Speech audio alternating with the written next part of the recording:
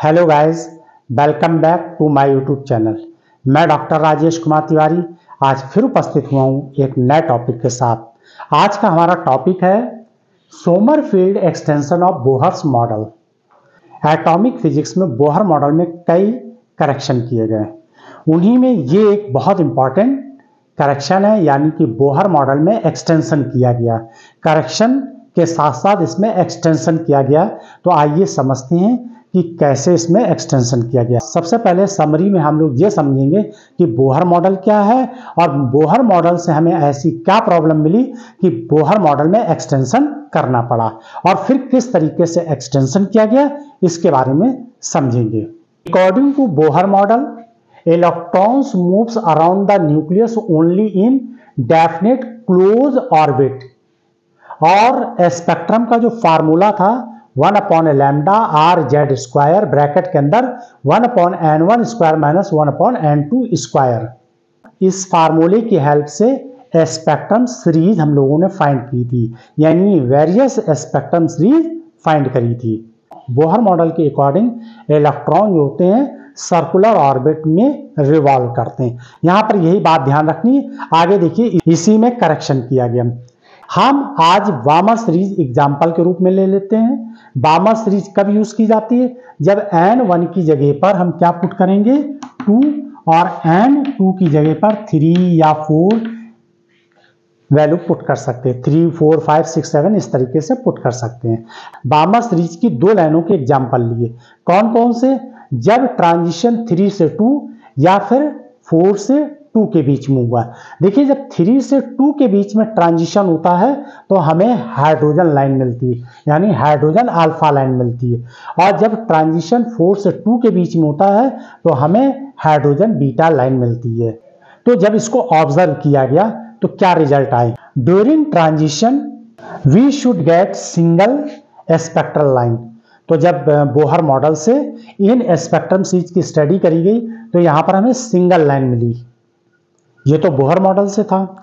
But Michelson and other co-workers observe with the help of high resolution spectrometer, it has been found that each spectral line is combined of many close spectral lines.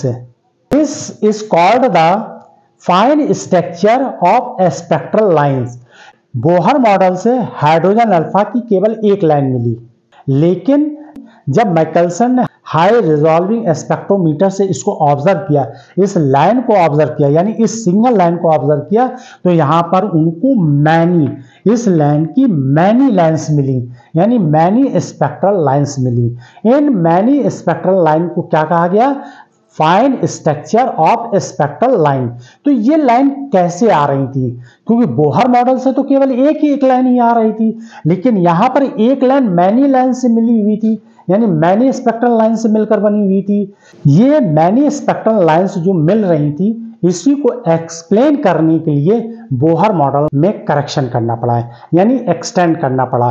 तो वो किसने किया? Sommerfeld ने extend किया Bohr model में। Sommerfeld के model के according क्या था कि इलेक्ट्रॉन कैसे रिवॉल्व कर रहे हैं न्यूक्लियस के around.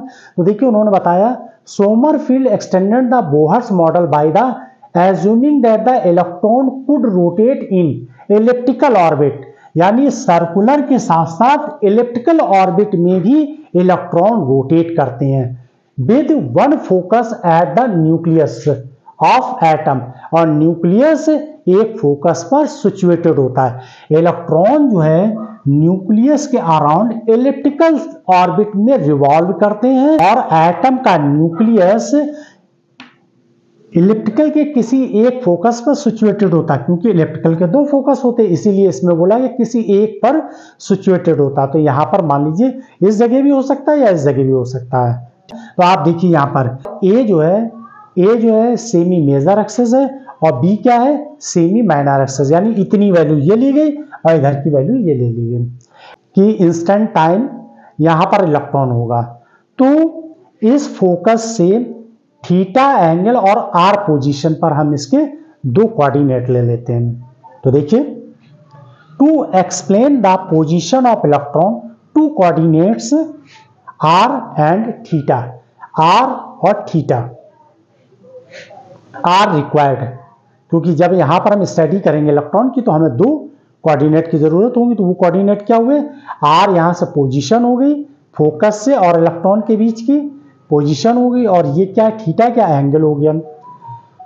Electron has degrees of freedom, each of these degree of freedom must be quantize. ये जो 2 वैल्यू होंगी इनकी, ये जो वैल्यू होंगी कैसी होंगी, क्वांटाइज होंगी according to Wilson Sommerfeld quantization rule. Integration P R D R equal to N R H. दूसरा फार्मूला क्या था, integration P theta D theta equal to K H.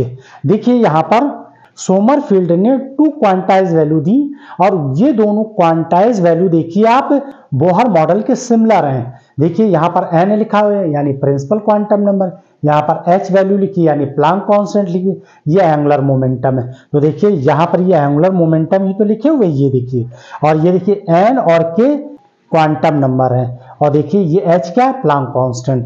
तो इनको हम इक्वेशन फर्स्ट और इक्वेशन सेकंड नाम दे देते हैं। इसका डेरिवेशन काफी बड़ा है, तो स्टेप बाय स्टेप इसको सॉल्व करते हैं।